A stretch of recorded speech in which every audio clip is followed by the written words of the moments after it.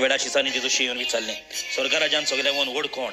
तेन्ना जेजून एका धाकट्या भुरग्याक कापून हाडून ताच्या फुड्यान उबो केलो आनी म्हणलें, तुमचें मन बदल्ल्या बगोर आनी तुमी नव्यान धाकटुल्या भुरग्या परी जाल्या शिवाय तुमी स्वर्गराज्यान भितर सरचेच ना म्हणून हांव तुमकां खरेंच सांगता.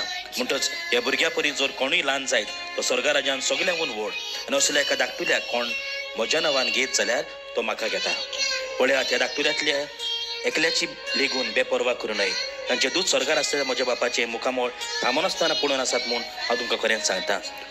तुमकां कितें दिसता? कोण एकल्या मनशा कडेन 100 शेळयो आसल्यो आनी तातूंतली एक सांडली जाल्यार 99 दोंगराचेर सांडून हिनातली पेल्यान सोडल्या तिका तो सोदूंक वचना, आनी ती मेळ्ळी जाल्यार सांडूंक नासलेल्या 99 शेळ्या परस हिचे विशीं तो अदीक खुशाल जाता म्हूण हांव तुमकां खरेंच सांगता.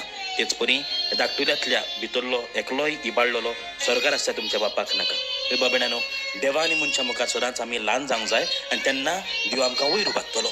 तेच भाशेन आमी सदांच ल्हानाक बरी देख दिवंक जाय. आमच्या उतरांनी, आमच्या कन्यांनी, आमच्या चिंतनांनी आमी सदांच ल्हान भुरग्यांचें बरें चिंतूंक जाय. कित्याक एकलोय इबाडलेलो बापाक नाका, जेजूक नाका.